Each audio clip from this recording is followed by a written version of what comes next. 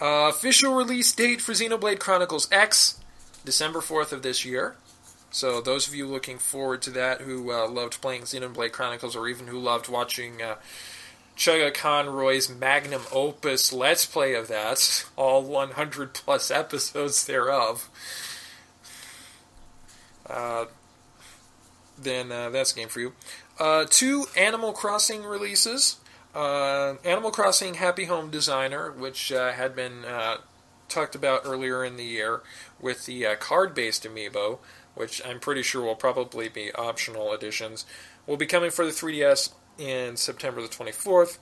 And there's also an Animal Crossing board game called Animal Crossing Amiibo Festival,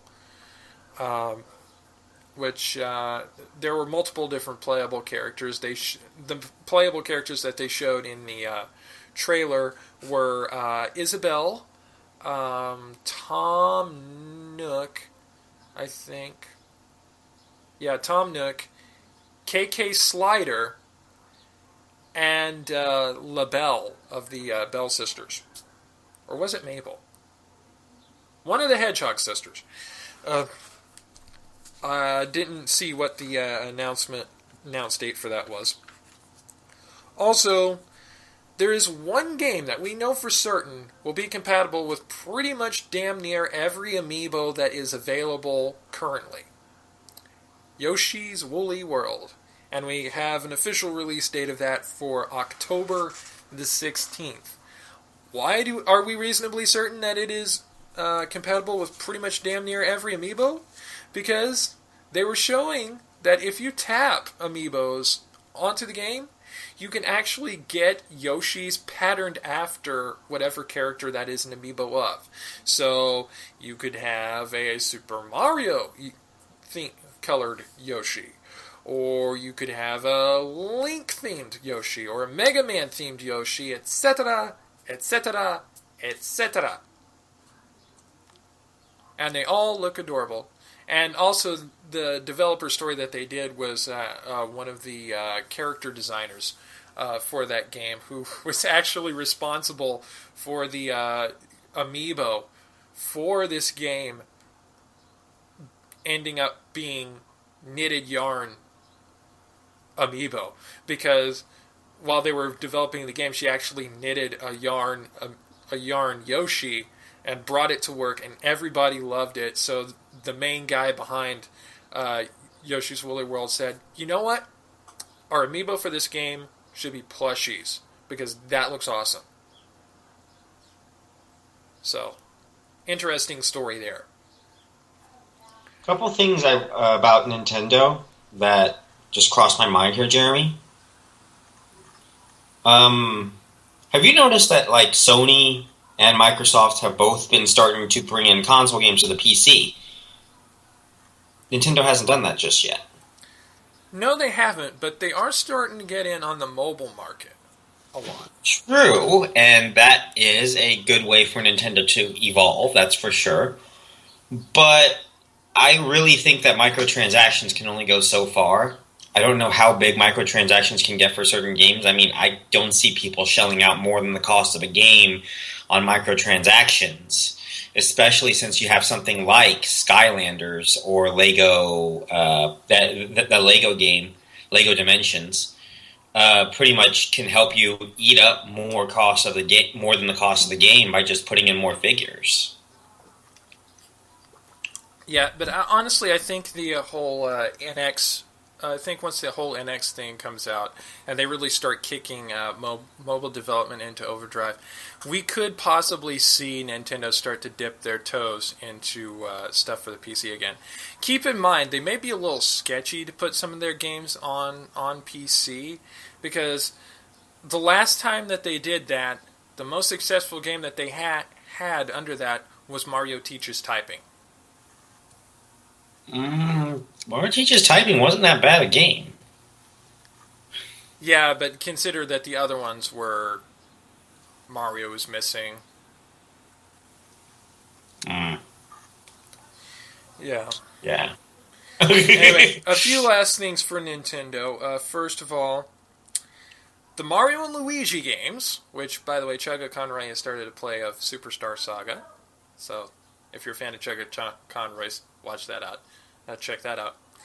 Anyway, the Mario and Luigi games, handheld RPG, and the Paper Mario series have run headlong into each other to create a new game for the 3DS, Mario and Luigi Paper Jam, where it is Mario and Luigi style gameplay with elements from the Paper Mario series, and in fact, one of the playable characters alongside main Mario and Luigi is actually Paper Mario himself. That's coming out for the 3DS in spring of 2016, and I want this game because it looks all kinds of fun.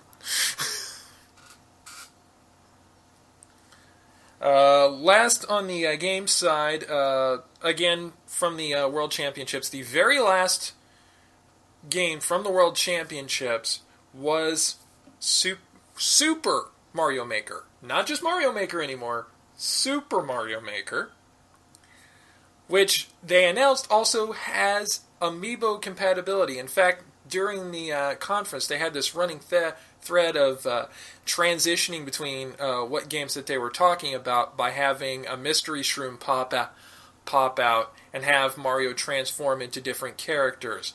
They had him transform into Yoshi, into Link, into Luigi at one point, which led actually to the reveal of Paper Jam.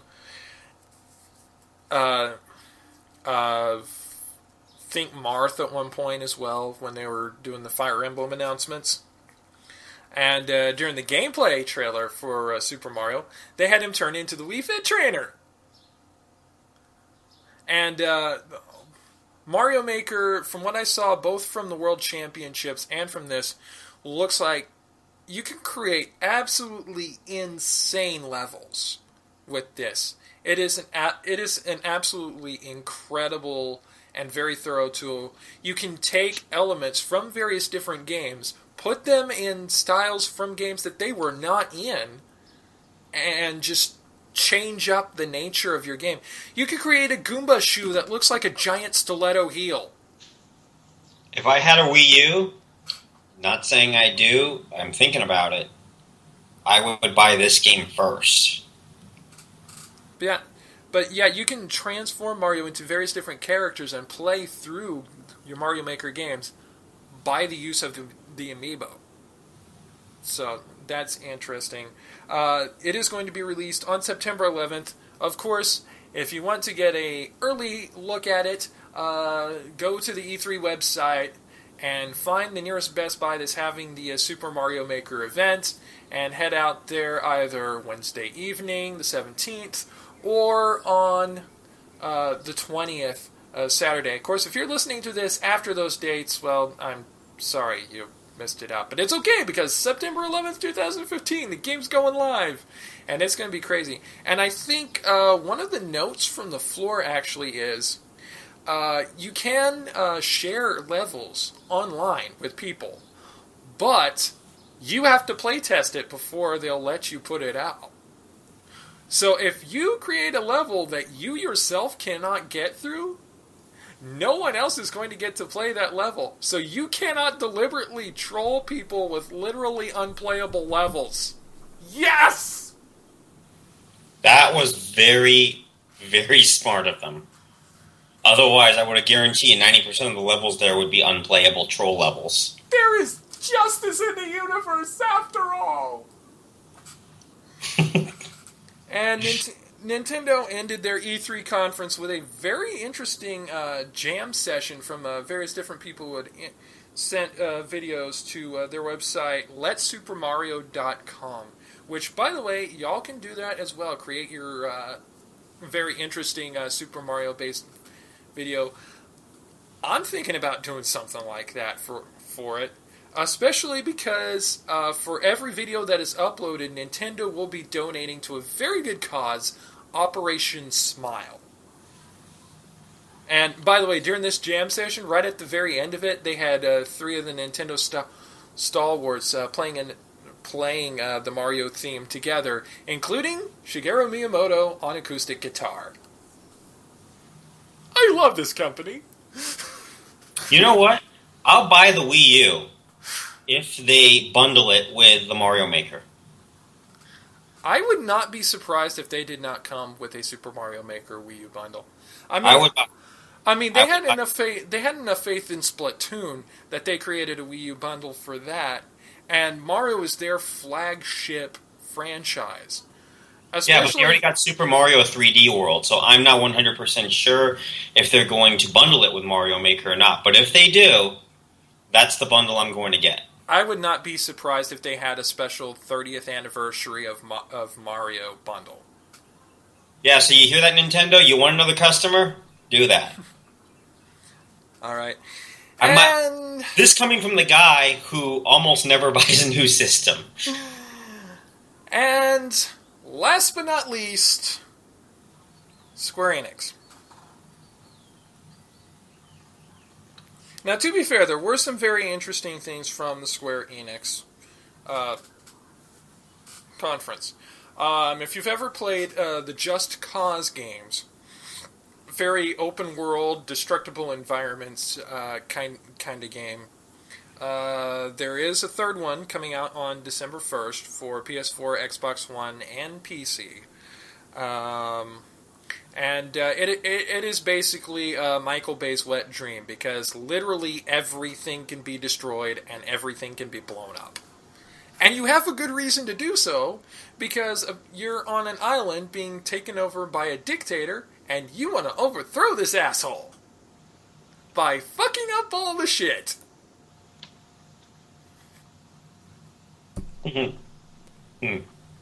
Just kind of, it's just kind of a cut loose and wreck shit kind of game. Yeah. Square Enix has teamed up with Platinum Studios to. There is a sequel to the game Nier, which I think was an RPG for the PlayStation 4 in the works. This one looks to be a little bit more action based because that's kind of Platinum Studios' hat. There's going to be more information. There is no official title for it or anything now. There's going to be more information on the fall, but there was an awful lot of just talking from people during the Square Enix conference. And this one was especially weird because the director of the game, Yoko Taro, came out with this almost Majora's Mask moon-looking thing on his head that I have no idea where it came from. I guess it's a reference to the original Nier or something. The fuck did he have that on his head for? Does he have a social anxiety disorder where he doesn't like to have his face seen in public, or I have no idea what's going on there. It was just weird. It was just weird as hell. I would like someone to explain that to me. I would like to be educated about what's going on that because right now all I can say is what the fuck. I mean, if there's a very good reason for it, please somebody tell me.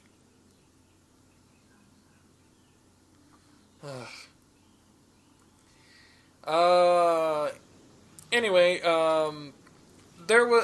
they did a little more about Rise of the Tomb Raider, which was basically some review of information from past conferences on stuff. It actually looks like a pretty interesting game. I like this version of Lara Croft because she's not over-sexualized. She's just really just a girl who loves adventure, which I will never be mad about that. But the biggest news for Square Enix was actually introduced earlier on, I believe during the Sony conference, and reiterated here. For those of you who have whined and complained and pleaded and cried and prayed for an HD remake for Final Fantasy VII, congratulations, you finally got it. And in that moment, I swear, Square Enix's stock shot through the roof. No, seriously, it did. Look it up. The instant it was announced on the Sony conference, there were people showing on Twitter showing screenshots of Square Enix's stock, and right around the time period that Final Fantasy Remake was introduced, there's just like this huge uptick in the stock. But at the same time, they were talking about this for months, so I don't see what the big deal was. And then they introduced Kingdom Hearts Unchained Key for iOS and Android. Okay. And also Kingdom Hearts 3, but by the time they announced that, the wind was already taken out of people's sails. Kingdom Hearts 3 will be for the Xbox One and PlayStation 4. And by the way, the world of the movie Tangled is confirmed for Kingdom Hearts 3. Which means we'll probably also get Frozen. I imagine we'll get Frozen. I imagine we'll get Brave as well.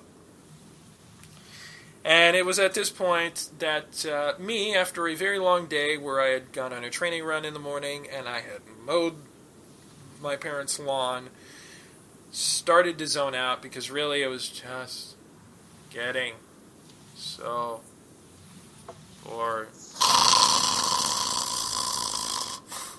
Oh, sorry. Fell asleep there for a while. Yeah, don't move to splash you with water.